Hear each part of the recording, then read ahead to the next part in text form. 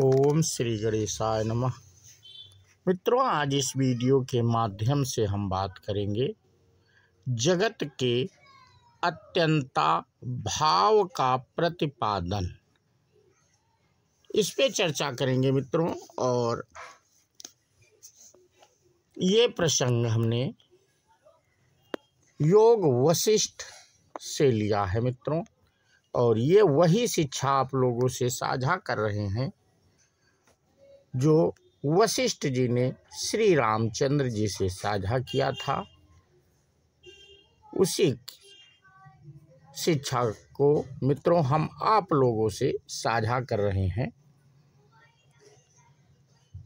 तो वशिष्ठ जी क्या कहते हैं, जैसे समुद्र के भीतर जल के स्पंद हलन चलन आदि जल के स्वभाव से च्युत हुए बिना ही लहरों के वेग के रूप में प्रकट होते हैं, उसी प्रकार चेतन परमात्मा में जगत की प्रतीतियां होती रहती हैं। जैसे स्वप्न और संकल्प मनोरथ में प्रतीत होने वाले घट पट आदि पदार्थ अनुभव में आने पर भी वास्तव में है नहीं, उसी प्रकार चेतनाकाश रूपी पर ब्रह्मा परमात्मा में दृष्टिगोचर होने वाले ये पृथ्वी आदि जगत इंद्रियों के अनुभव में आने पर भी वास्तव में है नहीं। जैसे मरुभूमि सूर्य की किरणों के अंतर्गत दिखने वाली जल की नदी मृग तृष्णा में कहीं भी जल का होना संभव नहीं है, उसी प्रकार इस विज्ञान काश स्वरूप जगत में मूर्त रूप होना कदापि संभव नहीं है। जिसमें मूर्त रूप का ग्रहण नहीं होता तथा जो संकल्प कल्पित नगर के समान मिथ्या है, उस जगत में जो दृश्यता की प्रतीति होती है वह मरुमरीचिका में दृष्टिगोचर होने वाली नदी के समान भ्रांति रूप ही है। उसे साक्षीभूत चैतन्यमयी तराजू के एक पलड़े में रखा जाए और दूसरी ओर स्वप्न को रखकर सार और आसार का विवेचन करने वाली बुद्धि रूप कांटे से यदि तौला जाए तो वह दृश्य वैभव स्वप्न की भांति कलनाराहित असत्य होकर आकाश की भांति शून्य रूप अथवा चेतन काशमय ब्रह्म रूप में ही स्थित है। अज्ञानियों की जो समझ है उसी में जगत शब्द का ब्रह्मा से भिन्न अर्थ भाषित है। वास्तव में जगत ब्रह्मा और स्व आत्मा इन शब्दों के अर्थ में कोई भेद है ही नहीं, इसलिए यहाँ जगत आदि कोई भी दृश्य उत्पन्न नहीं हुआ। नाम और रूप से रहित चेतन ब्रह्मा ही ज्यों का त्यों निर्विकार भाव से विराजमान है। इस रीति से मायामय महाकाश में स्थित यह जगत आवरण शून्य चेतन आकाश रूप परमात्मा ही है। इस विषय में मंडपोपाख्यान सुनाया जाता है, जो कानों के लिए आभूषण रूप हैं। तुम ध्यान देकर सुनो। पूर्व काल में इस भूतल पर पद्म नाम से प्रसिद्ध एक राजा हो गए, जो अपने कुल रूपी सरोवर में प्रफुल्ल कमल के समान शोभा पाते थे। वे राजलक्ष्मी से संपन्न और अनेक पुत्रों से युक्त होते हुए भी विवेकशील थे।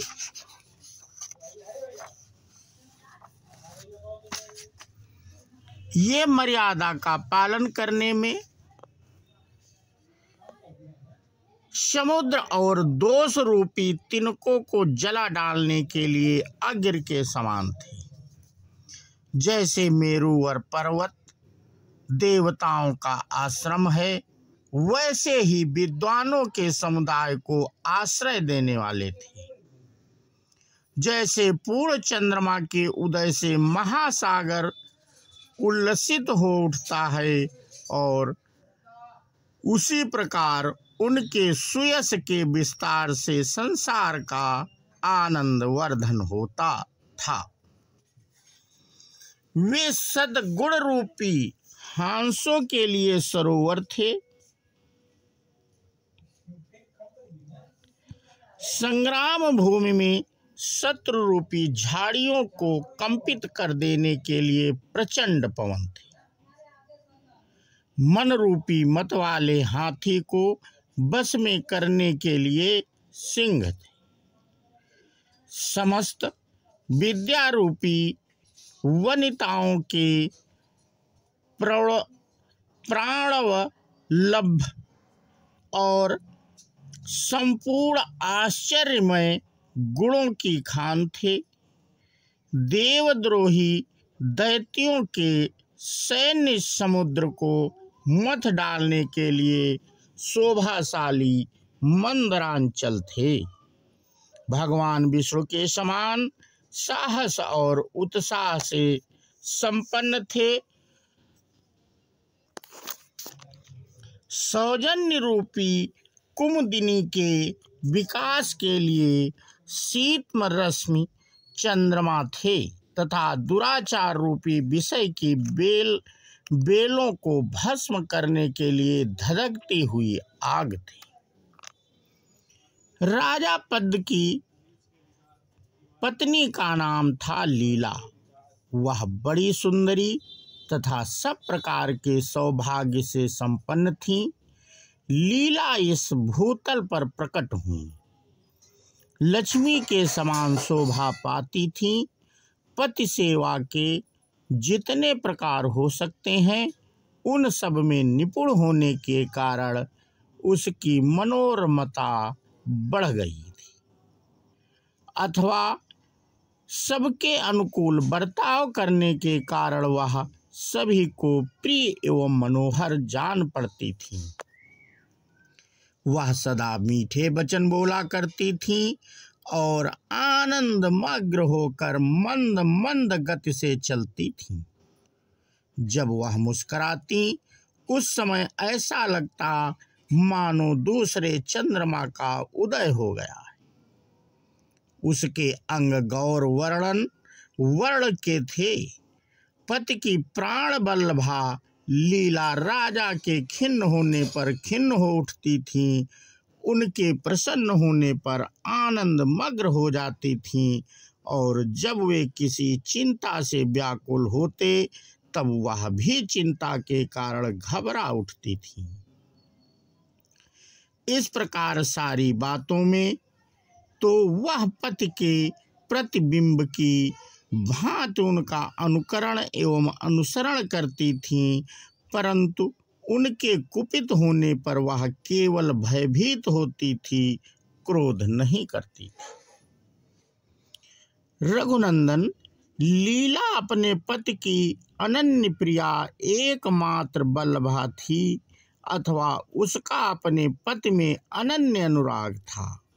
ऐसी भार्या के पति महाराज पद्म ने भूतल की अप्सरा सी मनोहर अपनी उस प्रेयसी के साथ स्वाभाविक प्रेम रस का आस्वादन करते हुए विहार किया। इस प्रकार सुख में पली हुई राजा की प्राणिनी और प्रियतमा सुंदर भौहों और शुभ संकल्प से सुशोभित होने वाली लीला ने एक दिन मन ही मन विचार किया कि ये मेरे प्राणों से भी अधिक प्रिय पतिदेव पृथ्वीनाथ महाराज, जो जवानी के उल्लास से परिपूर्ण और परम कांतिमान है, किस उपाय से अजर अमर हो सकते हैं। मैं तप जप और यम नियम आदि चेष्टाओं से ऐसा प्रयत्न करूं जिससे ये चंद्रमा के समान मनोहर मुख वाले राजा अजर अमर हो जाएं। पहले मैं ज्ञान तपस्या और विद्या में बढ़े चढ़े ब्राह्मणों से पूछती हूँ कि कौन सा ऐसा उपाय है जिससे मनुष्यों की मृत्यु ना हो। ऐसा विचार करके उसने पूर्वोक्त गुण वाले ब्राह्मणों को बुलवाया और उनकी पूजा करके नतमस्तक होकर बारंबार पूछा, विप्रगण, मुझे और मेरे पति को अमृत कैसे प्राप्त हो सकता है। तो मित्रों, आज का प्रसंग हम यहीं पे समाप्त करते हैं और इसके आगे की कथा हम अपने अगले वीडियो के माध्यम से साझा करेंगे। बोलो श्यावर रामचंद्र की जय, हनुमान जी की जय। जय हिंद, जय भारत, वंदे मातरम।